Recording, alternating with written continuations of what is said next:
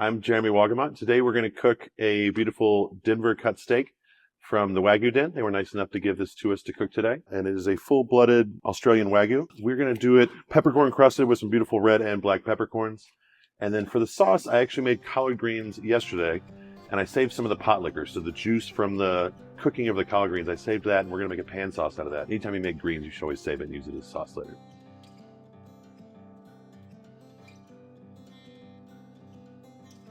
The Denver steak is beautiful. It's a really nice, fairly underused steak. You don't see it on a lot of menus. It is from behind the shoulder blade. It doesn't get worked a lot on the cow, so it is pretty tender. Obviously, with it being Wagyu, there's a lot of intramuscular fat. So I like to cook my Wagyu always from cold. If I was going to do some other breed of cow, I would usually bring it up to room temperature before I cook the steak. But because the fat, there's so much fat in Wagyu, and then also Wagyu fat melts at a lower temperature than other beef fats, I like to leave it cold so that I can get a nice sear without cooking out all the fat on the inside. So this one, we're just going to do some peppercorns, red and black. I'm just going to crush them up lightly in the molcajete here.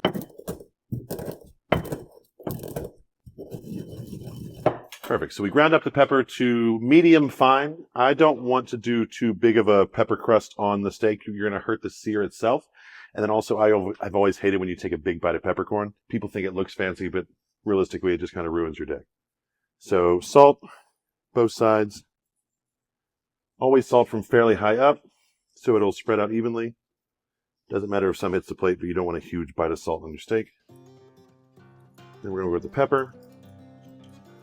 The pepper we're going to kind of have to pat in just a little bit.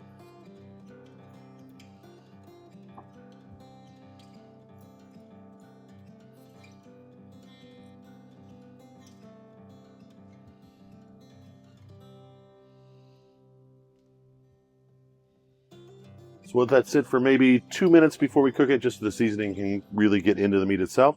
And then we already have a cast iron pan preheating. You want the pan ripping hot before you start this, so you get a really hard sear on the outside. So the cast iron is nice and hot. I have it lightly smoking. I'm not going to add any oil. This steak is already very fatty. You don't really need to add oil. You'll often see people baste steaks with butter. If you have a really outstanding steak, you don't need to add any more flavor to it. You're really just looking for that beef flavor. A lot of this fat is going to render out.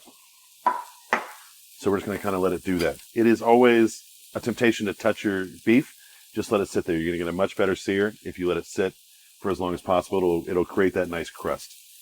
So we're going to let it sit for maybe 45 seconds, and then we'll flip it and get another side. Let it rest for a second, and then we'll sear it again just to really get a nice outstanding sear while keeping it nice and medium rare on the inside. You want to try and avoid overcooking Wagyu steak because, once again, the fat melts at a really low temperature. So if you overcook it, it actually will just cook all the fat out, and it'll make it a lot less moist and delicious. You really want to keep all that fat inside.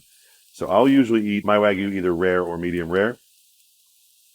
But I really recommend nothing over medium if possible. So right now I'm just kind of looking at the sides. You can see when you're cooking stuff in a pan, you can kind of see how far up it's cooking. So I'm just looking to make sure it's not coming too far up.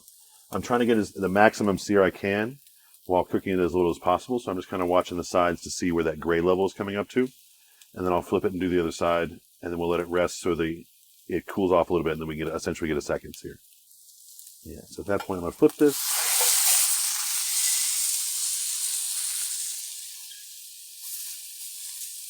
The reason I like to sear it partway and then take it off and then sear it again, especially with a really high quality beef, is it lets you just get as much crust on the outer beef as possible without overcooking the inside of the beef. So cooking it partway and then letting it cool off and then cooking it again, you end up getting as much Maillard reaction as you can get without overcooking the internal temperature of the beef.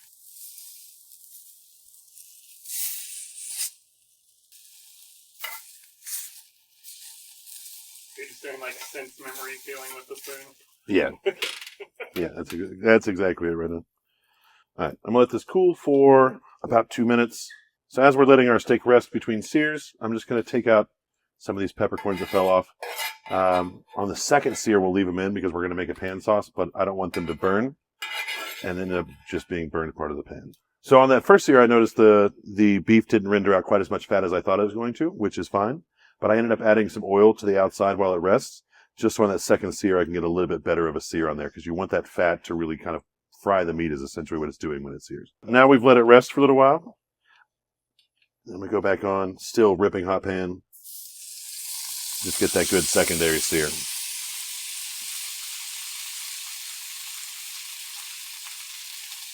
I am looking for the nice crust this time, so I'll probably let it go for 30 or 40 seconds and then pick it up and look at it and judge from there. Because at this point, we have it almost already cooked to the internal temperature we're looking for. It's just from that initial sear, and then the rest, it's already rare. So we're just trying to cook it up a little bit. But really, right now, we're trying to form that perfect crust. You can always listen for it. You can hear it sizzling. You can definitely see it sizzling. And we'll kind of check and see. Yeah, that one's getting the perfect crust on there. You give it maybe 10 more seconds, and then we'll flip it.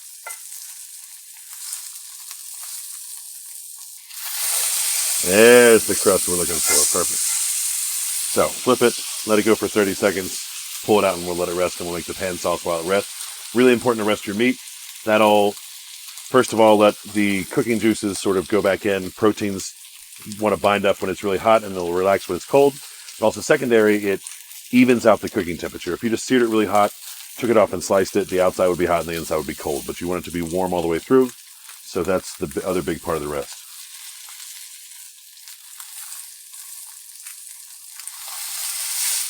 Perfect.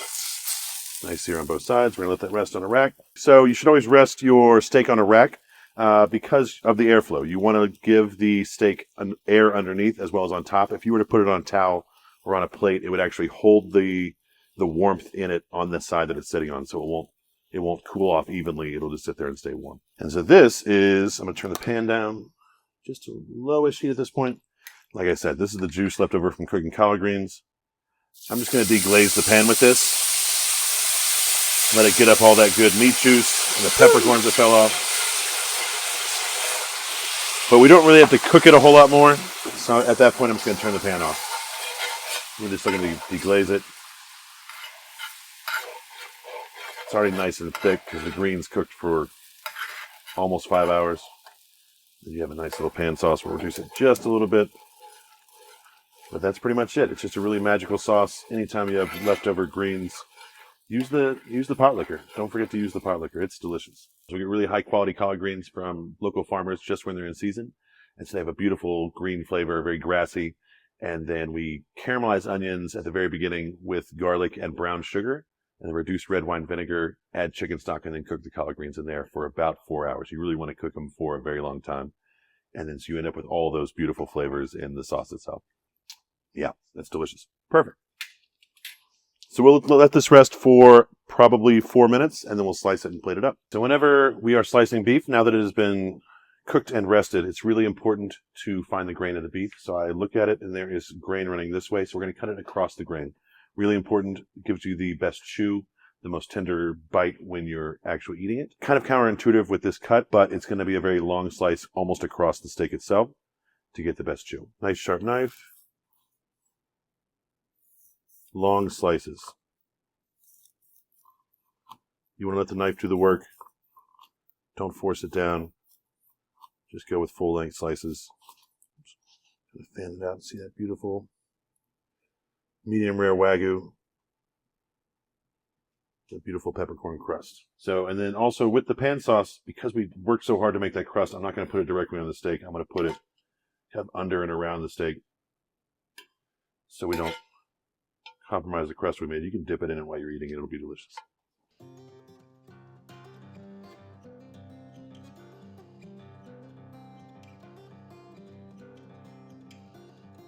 So we just did a beautiful peppercorn crusted Denver steak from the Wagyu Den. It's a 100% full-blood Wagyu beef from Australia. Pan seared in a cast iron and then finished with pot liquor as a pan sauce. Enjoy.